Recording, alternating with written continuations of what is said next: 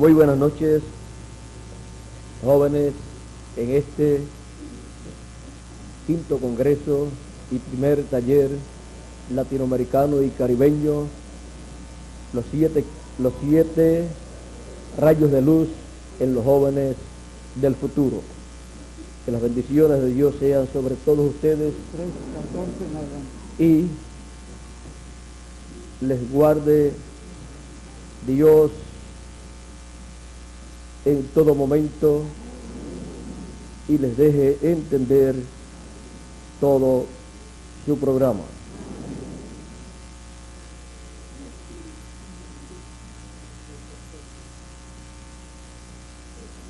El 3.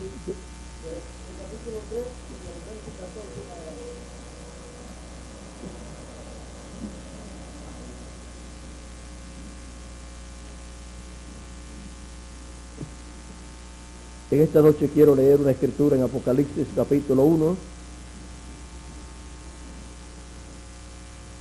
verso 1 en adelante, y dice así: la revelación de Jesucristo que Dios le dio para manifestar a sus siervos las cosas que deben suceder pronto, y la declaró enviándola por medio de su ángel a su siervo Juan, que ha dado testimonio de la palabra de Dios y del testimonio de Jesucristo y de las cosas que ha visto.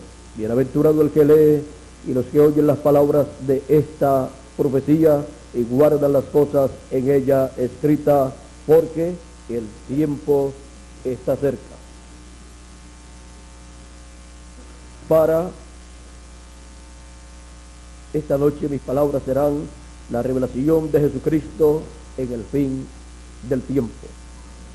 La revelación de Jesucristo en el fin del tiempo. Pueden tomar asiento si tienen la bondad. Para poder comprender la revelación de Jesucristo en el fin del tiempo, es necesario comprender la revelación de Jesucristo en las edades pasadas de la iglesia gentil bajo la dispensación de la gracia. La revelación de Jesucristo de todas las cosas que Él haría en la dispensación de la gracia y en la dispensación del reino están colocadas en esta revelación apocalíptica en forma simbólica. También están los grandes eventos que se llevarían a cabo, eventos mundiales, aquí están colocados en forma simbólica, los cuales tendrán que ver con el cumplimiento del programa divino. Pues podemos ver a través de la Escritura que en medio de las naciones siempre han sucedido cosas que han ocasionado que la palabra profética se cumpla. Por ejemplo, en el tiempo de José y María, los cuales vivían en Nazaret, cuando María estaba ya para dar a luz, en el tiempo en que tenía que estar preparándose para recibir a su bebé, encontramos que salió un edicto del rey Herodes para que toda persona fuera a la ciudad, a su ciudad, a estar o ser censado, a un censo obligatorio. Y eso ocasionó que Jesús de Nazaret no naciera en Nazaret, sino en Belén de Judea. Si no llega a ocurrir este censo, José y María no tenían motivo para ir a Belén de Judea, y menos estando en esa situación de embarazo en donde ya de seguro había entrado al mes 9 para dar a luz. Era para José y María algo contrario a lo normal, ellos ir a Belén de Judea, si no había necesidad. Porque nadie arriesga a su esposa cuando está en esa fecha para llevarla de un lugar a otro, y de seguro, si no tenía un camello, que era como uno de los mejores autos de nuestro tiempo, o si no tenían un caballo, les tocaba ir en burro, si acaso tenían un burro, y si no tenían burro, pues a patita, como decimos nosotros, o sea, a pie, en esa caravana de personas que se dirigía a su ciudad,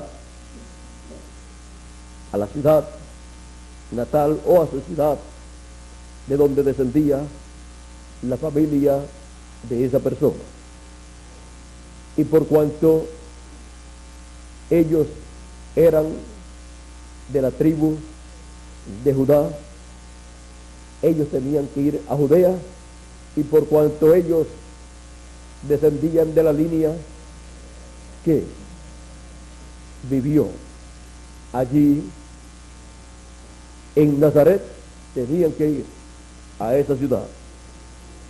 Por lo tanto, José y María se dirigieron hacia allá. Pero detrás de todo esto estaba una profecía bíblica que tenía que cumplirse, y cuando las profecías bíblicas tienen que cumplirse, esto influye sobre las naciones, sobre los gobiernos, para que ellos hagan cosas que ocasionarán que se cumpla la Escritura. Por ejemplo, tenemos en el libro del Apocalipsis algunas escrituras que dicen que tales cosas tienen que acontecer para que se cumplan las palabras de Dios. Por ejemplo, esto está por aquí, por el capítulo 17, por el capítulo 17 de Apocalipsis, nos habla que estas cosas tienen que suceder para que así se cumpla la palabra de Dios. Está hablando de los 10 reyes que le darán su poder y su autoridad a la bestia, para que así sea consolidado el reino o imperio del anticristo. Y luego dice, verso 16 en adelante de Apocalipsis 17, y los 10 cuernos que viste en la bestia, estos aborrecerán a la ramera, y la dejarán desolada y desnuda, y devorarán sus carnes, y la quemarán con fuego. Porque Dios ha puesto en sus corazones el ejecutar lo que Él quiso, ponerse de acuerdo y dar su reino a la bestia, hasta que se cumplan las palabras de Dios, hasta que se cumpla la profecía bíblica. Ahora ven ustedes cómo Dios obrará para que le den su poder y su autoridad a la bestia, estos 10 reyes, y luego también cómo Dios pondrá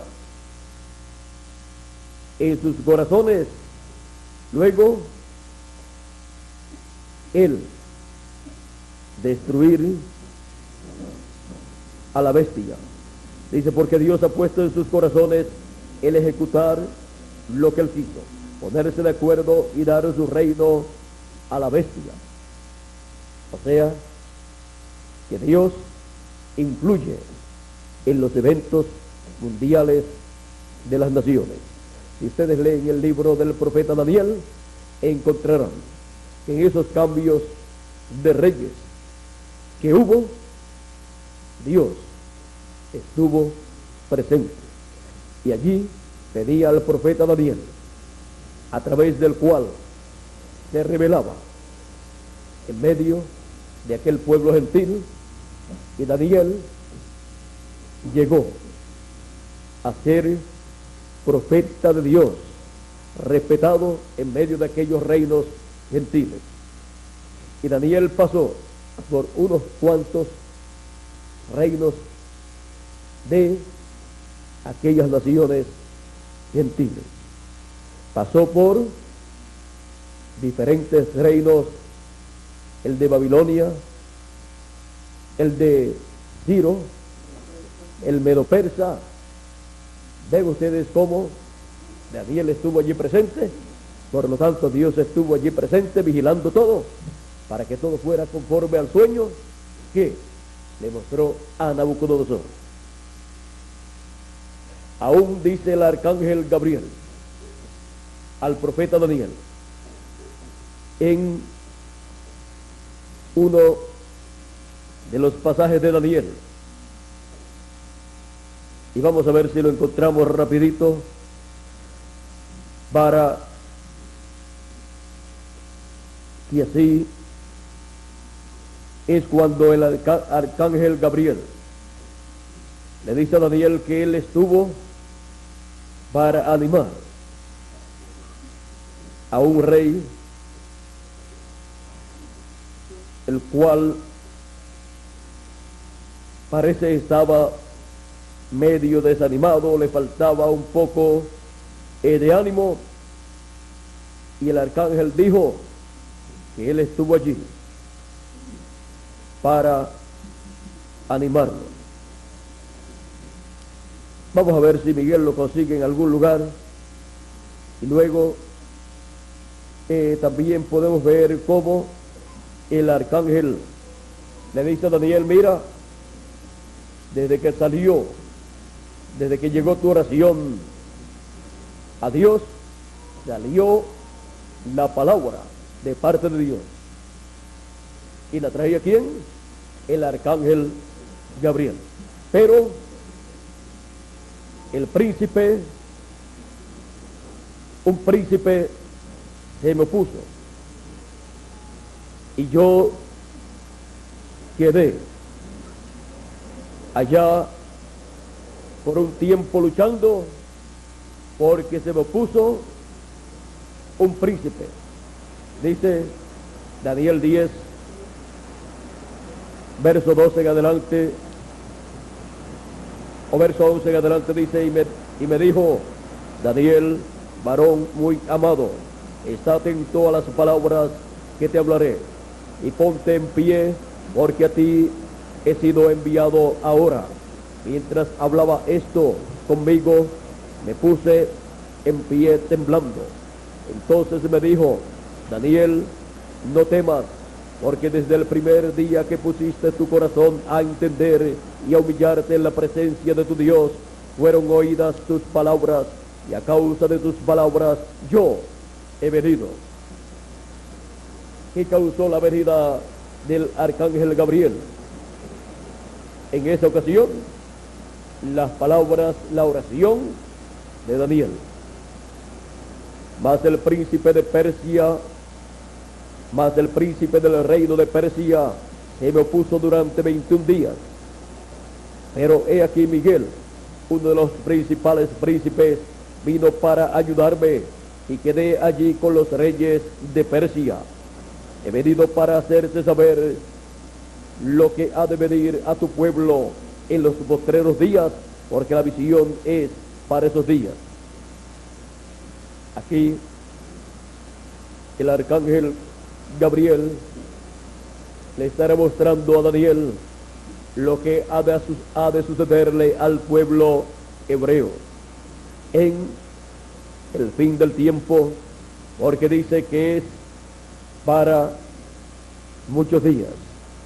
Dice que es para los postreros días.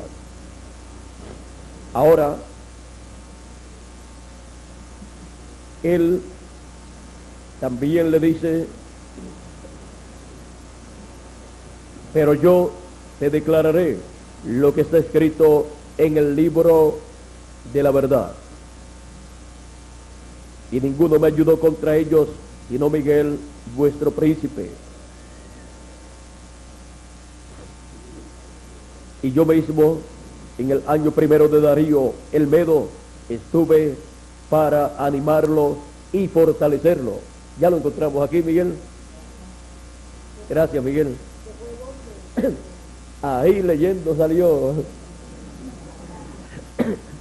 Pero yo te declararé lo que está escrito en el libro de la verdad. Hay un libro donde está escrito todo lo que ha de suceder. Y de ese libro de la verdad es que cada profeta de Dios ha recibido el mensaje, la revelación divina. Dios en diferentes ocasiones ha enviado ángeles, arcángeles, y aún Él mismo se ha hecho presente en su teofanía, como le apareció a Abraham y también a Jacob. Como Melquisedec le apareció a Abraham en una ocasión, y como Elohim también, y en otras ocasiones. Ahora, tenemos que comprender que Dios conoce todo lo que ha de suceder y que está escrito en el libro de la verdad, en el cielo. Para poder entender la revelación del Señor Jesucristo en el fin del siglo, es necesario poder entender, es necesario entender la revelación de Cristo en las 7 edades de la iglesia gentil, donde Cristo estuvo revelándose por medio de cada ángel mensajero en cada edad y dándole su palabra, la palabra del libro de la verdad, para que así la proclamara y se cumpliera la obra de Dios correspondiente para ese tiempo, porque Dios hace su obra por su palabra hablada, la cual luego es materializada. Encontramos que la obra de cada edad de la iglesia gentil fue hecha en esa forma, fue hecha por el Señor Jesucristo revelado en su mensajero de cada edad. Esa es la forma en que encontramos que Dios siempre ha hecho su obra, como lo muestra también el Éxodo en el capítulo 3 y verso 7 en adelante, donde dice: dijo luego Jehová. Vamos a leer un poquito antes, verso 6 en adelante, dice: y dijo: yo soy el Dios de tu padre, Dios de Abraham, Dios de Isaac y Dios de Jacob. Entonces Moisés cubrió su rostro porque tuvo miedo de mirar a Dios. Dijo luego Jehová: bien he visto la aflicción de mi pueblo que está en Egipto, y he oído su clamor a causa de sus opresores, pues he conocido sus angustias, y he descendido para librarlos de mano de los egipcios. ¿Para qué había descendido Dios, el ángel del pacto, en esa columna de fuego, en esa teofanía?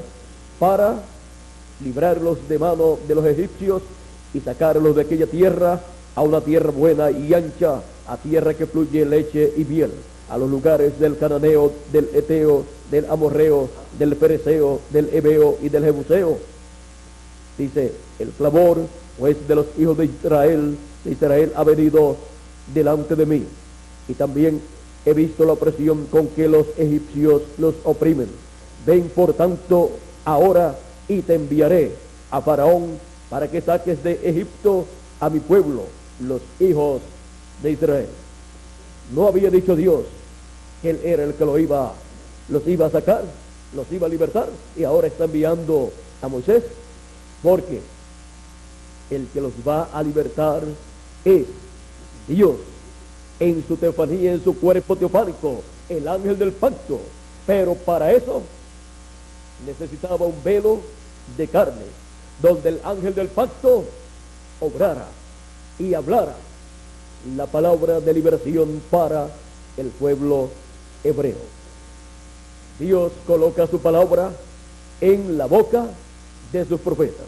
Por lo tanto, la palabra de Dios para aquel tiempo fue colocada en la boca de Moisés. Y así Dios cumpliría el propósito de su venida. Encontramos que Dios le dice a Moisés: yo pondré mi palabra en tu boca. Dice en el verso 12 del capítulo 4, dice: ahora pues, ve, y yo estaré con tu boca y te enseñaré lo que hayas de hablar. Esto fue cuando Moisés se quejó de que no hablaba bien, de que era torpe para hablar y todas estas cosas. No era hombre de fácil palabra, ni antes ni después que tú hablas a tu siervo, porque soy tardo en el habla y torpe de lengua. No era un buen orador, pero era el profeta dispensacional para aquel tiempo. Él tenía lo que Dios necesitaba para llevar a cabo el cumplimiento de su promesa al pueblo hebreo. Ahora podemos ver por qué Dios coloca su palabra siempre en la boca de un hombre, en la boca de un profeta, porque siempre está él usando un velo de carne para manifestarse, para revelarse y hablarle a la raza humana. Por eso Dios llamó a Moisés, y por esa causa también ha llamado a los diferentes profetas que han traído la palabra de Dios, colocada en la boca de ellos, revelada a ellos para el tiempo en que vivieron. Porque no hará nada el Señor Jehová sin que antes lo revele a sus siervos los profetas. Y ellos hablan esa palabra y entonces hace Dios lo que Él dice que va a hacer. Para saber cuáles son los planes de Dios, lo que necesitamos es conocer la palabra que Dios ha puesto en la boca de sus profetas. Y para conocer lo que Dios está haciendo en una edad o en una dispensación, lo que necesitamos es oír, escuchar, recibir en nuestras almas el mensaje que Dios le ha dado al profeta de esa edad o de esa dispensación, porque ese mensaje estará dando testimonio de las cosas que deben suceder en esa edad o en esa dispensación, y estará Dios usando a ese mensajero para que sucedan esas cosas que corresponden a esa edad o a esa dispensación. Vean ustedes cómo Dios envió a Moisés y cómo Dios usó a Moisés para el cumplimiento de la liberación del pueblo hebreo y también para el cumplimiento de los juicios de Dios que Él dijo que vendrían sobre la nación que tendría oprimida al pueblo hebreo. Esos juicios divinos estaban señalados en la palabra que Dios le dijo a Abraham: y yo los libertaré con mano fuerte. Y vamos a ver qué más dice Dios a Abraham en el Génesis, en el capítulo 15, verso 13 en adelante. Dice: entonces Jehová dijo a Abraham: ten por cierto que tu descendencia morará en tierra ajena y será esclava allí, y será oprimida 400 años. Mas también a la nación a la cual servirán juzgaré yo. Y Dios, cuando juzgó a Egipto, lo halló culpable de tener en esclavitud al pueblo hebreo y de maltratar al pueblo hebreo. Y después de esto, ¿después de qué? Después del castigo que le daría al pueblo egipcio, y después de esto saldrán con gran riqueza. Y tú vendrás a tus padres en paz y serás sepultado en buena vejez. Tú vendrás ¿a quién? A tus padres en paz. Cuando muere un hijo de Dios, miren ustedes, cuando murió Abraham fue al paraíso donde estaba su padre, su abuelo, su bisabuelo, su tatarabuelo, y donde estaba Adán. Llegó hasta Adán porque ellos estaban en el paraíso esperando a que un cordero perfecto muriera. Ellos tenían que esperar allá por ese sacrificio. Ahora encontramos que cuando un hijo de Dios muere, va donde está su familia, donde están los apóstoles, donde están todos los de las edades pasadas. Y si no muere y queda aquí en la tierra, cuando vengan ellos en la resurrección, seremos transformados, porque son nuestra familia.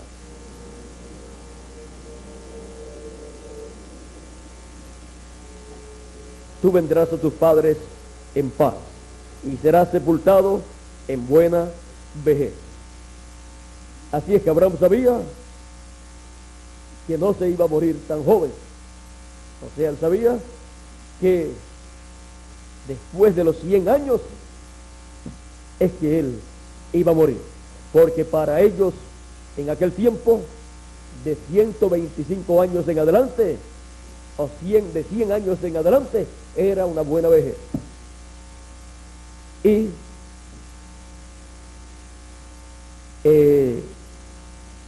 en la cuarta generación volverán acá.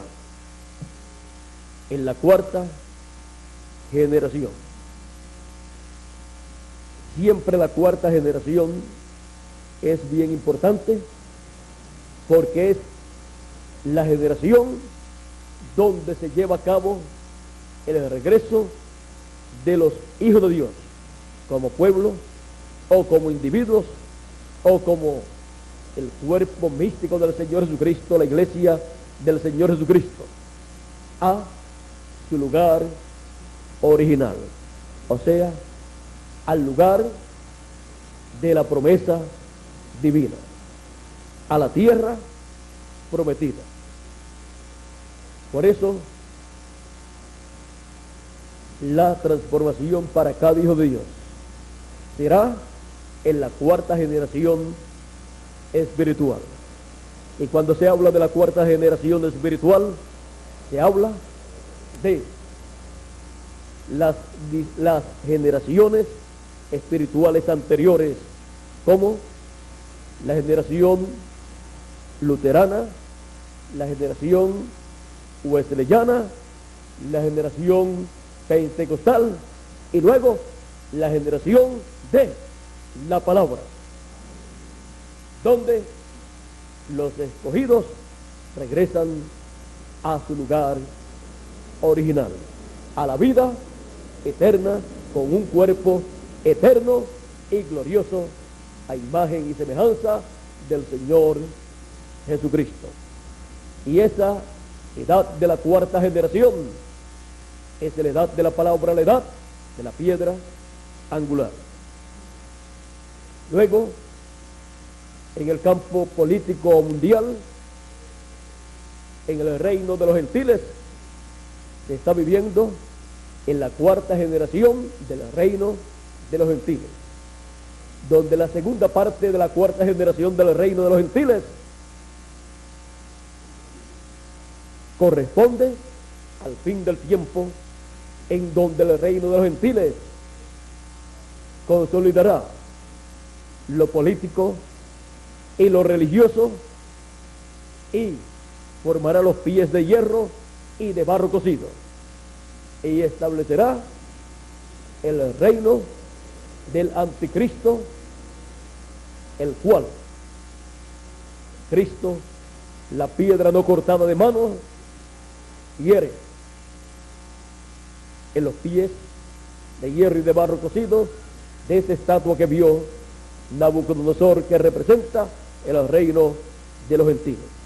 Podemos ver que por todos lados estamos viviendo en el fin del tiempo, estamos viviendo en la cuarta generación, estamos viviendo en el tiempo de nuestro regreso a la vida eterna. Ahora, estando viviendo en la cuarta generación del reino de los gentiles, es entonces el tiempo para el regreso de los hijos de Dios a la vida eterna y al glorioso reino milenial del Señor Jesucristo. Esa es la tierra prometida como reino, y la tierra prometida como cuerpo es el cuerpo nuevo que Él nos dará. Así es que podemos ver en qué tiempo estamos viviendo. Por eso es que para el fin del tiempo Dios ha prometido el ministerio de Moisés, porque es un tiempo de éxodo para el regreso nuestro a la vida eterna y al glorioso reino milenial, que es la tierra prometida para nosotros.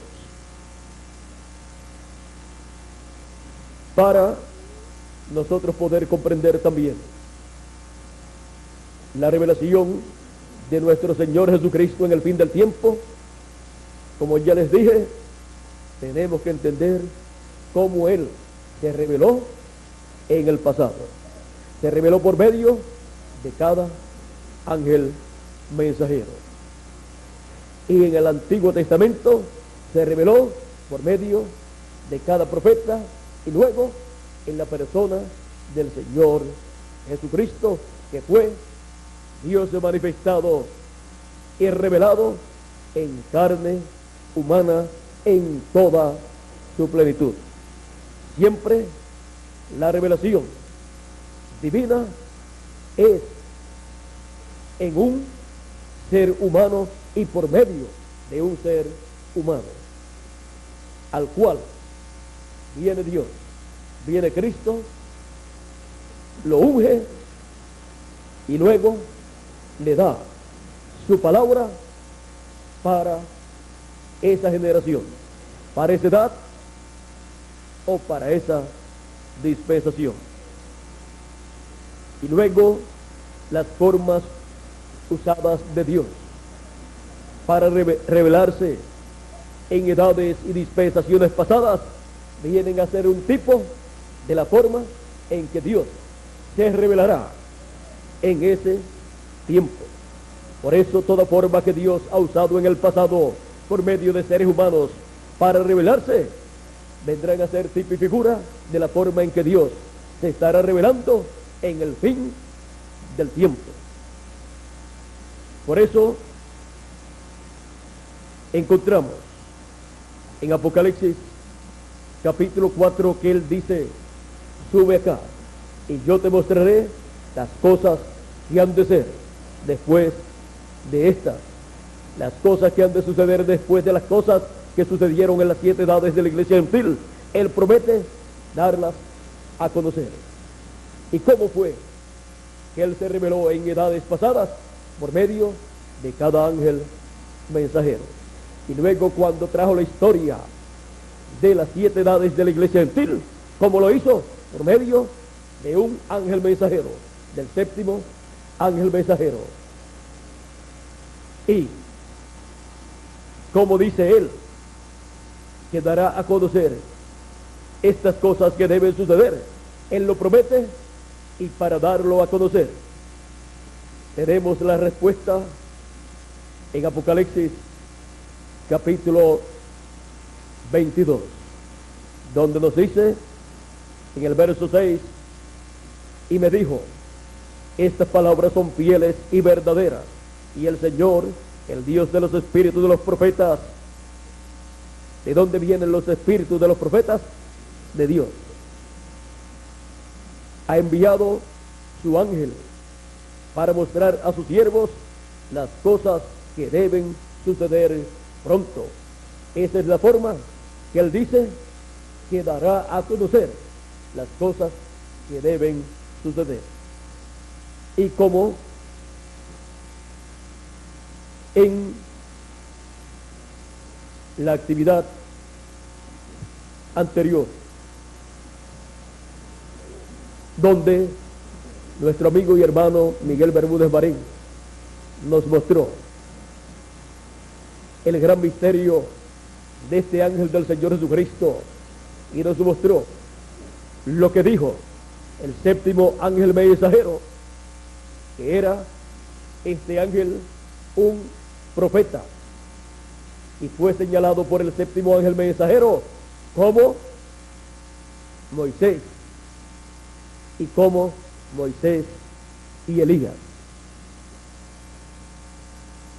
porque siempre que Dios promete hacer o decir o revelarle al pueblo algo o darle un mensaje, siempre es Dios, pero usando un hombre, un ser humano.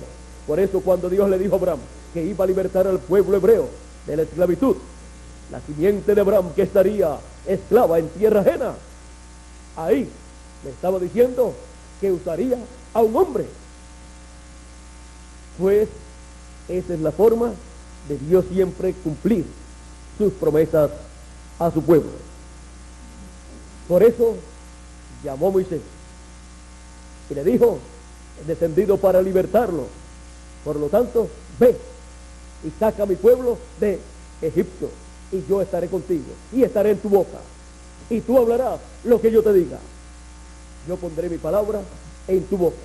Sería el instrumento, el velo de carne que Dios usaría Moisés para llevar a cabo la liberación del pueblo hebreo, como Dios se la prometió a Abraham, el padre de la fe.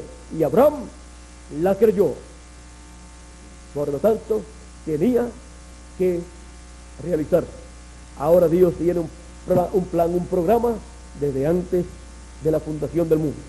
Dios no está haciendo nada nuevo. Él lo que está haciendo es cumpliendo lo que Él pensó desde antes de la fundación del mundo, lo cual también ha hablado por medio de sus profetas. Y estamos en el tiempo en que Él tiene que cumplir las cosas que Él ha prometido para el fin del tiempo. Y para eso Él tiene que revelarse. Y para revelarse, así como se reveló en cada edad por medio de cada ángel mensajero, envía su ángel para así revelarse a su pueblo. Es el ángel del Señor Jesucristo con la revelación del Señor Jesucristo, para dar testimonio de estas cosas que deben suceder en el fin del tiempo, cuando las edades de la iglesia gentil han terminado, y para también dar testimonio de las cosas que han sucedido en el pasado y traerlo como historia de lo que Dios prometió hacer en cada tiempo pasado. Así es que Él tomará todo lo que fue hecho en el pasado, que está prometido en la Escritura, y también tomará lo que Dios ha prometido hacer en el fin del tiempo, y dará a conocer las cosas que Dios hará en el fin del tiempo, y les dará también en su mensaje historia de las cosas que Dios hizo en el pasado. Pues Dios le dijo al pueblo hebreo que tenían también que guardar la historia de lo que Dios hizo cuando sacó al pueblo hebreo de Egipto, y que le dieran a conocer esa historia a sus hijos, para que no se olvidaran del Dios que sacó al pueblo hebreo de Egipto. Por eso la historia es parte del mensaje, es parte del programa de Dios para el pueblo.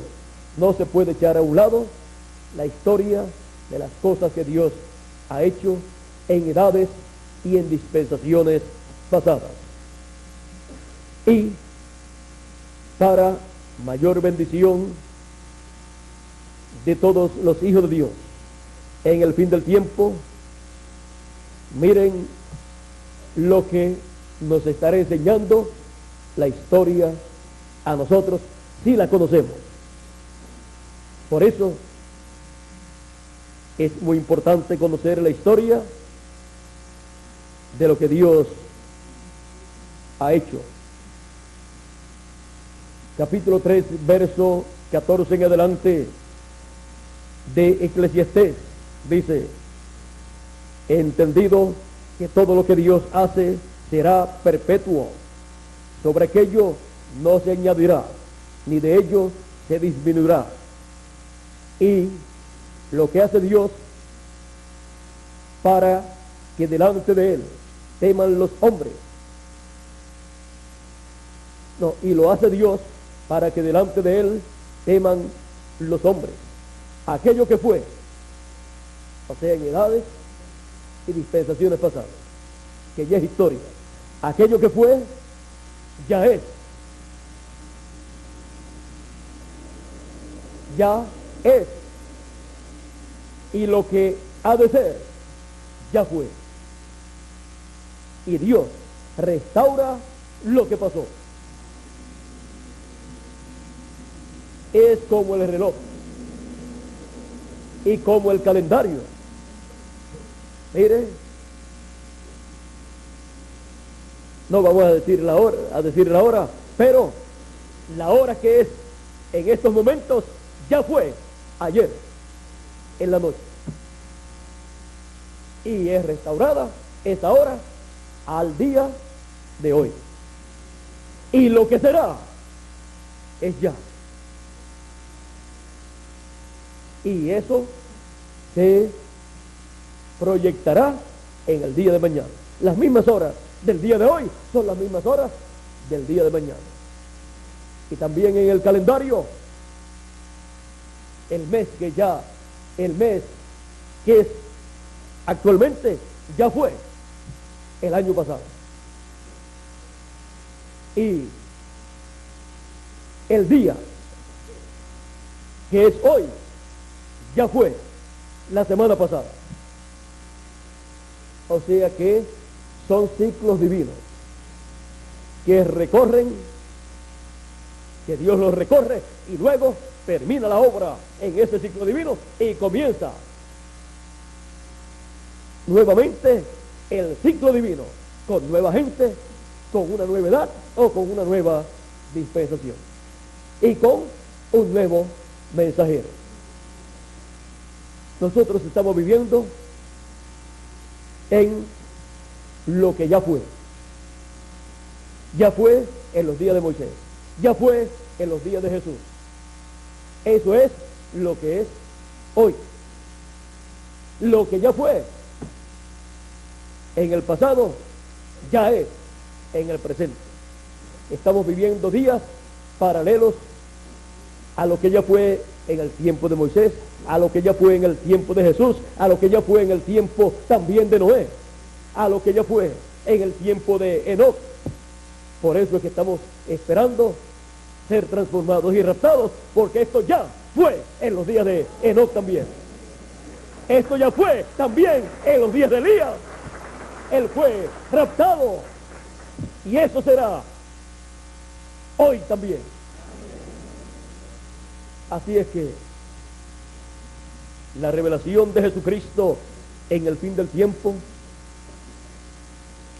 ya fue también reflejada en edades y dispensaciones pasadas. Dios siempre, a través de carne humana, velándose en carne humana, ungiendo un hombre con su espíritu, con la teofanía y usándolo y colocando su palabra, el mensaje que corresponde para esa edad y esa dispensación, colocándolo en la boca de ese hombre. Y ese hombre hablando esa palabra y Dios materializando lo que él estará hablando. Esa es la forma que Dios lo ha hecho siempre. Por lo tanto, esa es la forma en que él ha prometido hacerlo en el fin del tiempo. Y esa es la revelación del Señor Jesucristo en el fin del tiempo, enviada por medio de su ángel, el último profeta mensajero, el Benjamín de los profetas. La revelación de Jesucristo en el fin del tiempo. Cristo se reflejó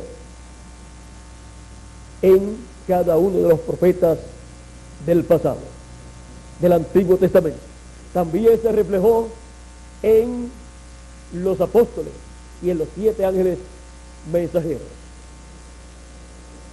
Cuando se reveló en José, miren ustedes, estaba revelándose allí, o estaba reflejándose allí.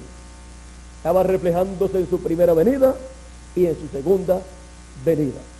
Estaba reflejándose cuando fue rechazado por sus hermanos en medio del pueblo hebreo, en medio de sus hermanos, en la tierra de Israel. Pero luego, cuando estaba en Egipto, ya allí estaba reflejándose en el trono, como príncipe, como rey. Y allí, en medio de los gentiles, tenía un nombre, un nuevo nombre, un nombre gentil. Y era el nombre que el faraón, el rey, le había colocado. Porque Dios es el que le da un nombre nuevo a Cristo, a Jesús. Y José estaba hablando allí en el trono del faraón el idioma de ese país. Y tenía una esposa gentil, que luego tuvo 2 hijos. Y era nada menos que el lugar, José y sus hijos, el lugar donde la bendición de la primogenitura llegaría. Porque Jacob, que fue a Egipto, fue con la bendición de la primogenitura y se la pasó a José cuando bendijo a sus hijos. En tierra gentil fue hablada la bendición de la primogenitura y pasaba a Efraín. Luego sus hermanos llegan a Egipto, a tierra gentil, buscando alimento que representa alimento espiritual, y van a él, pero ni siquiera saben que es su hermano José. Está hablando otro idioma, él los conoce, pero se queda calladito, no les habla en el idioma de ellos, sino les habla en un idioma gentil. Y él deja que el tiempo pase y él pide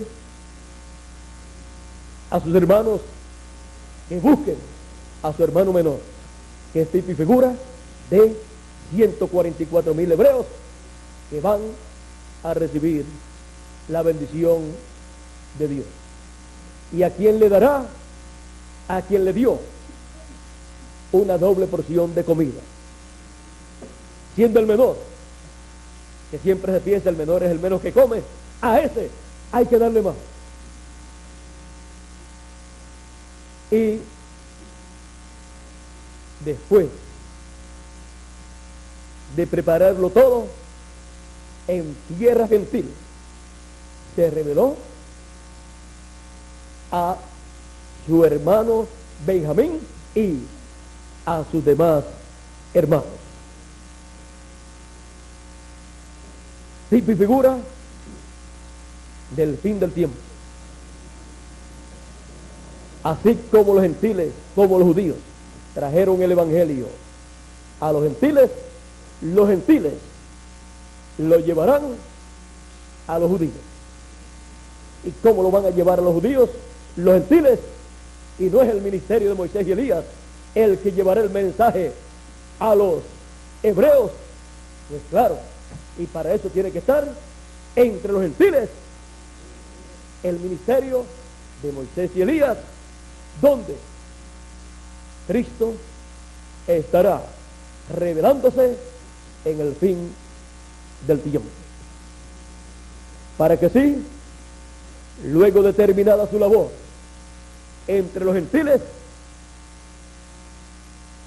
pase al pueblo hebreo la bendición de Dios,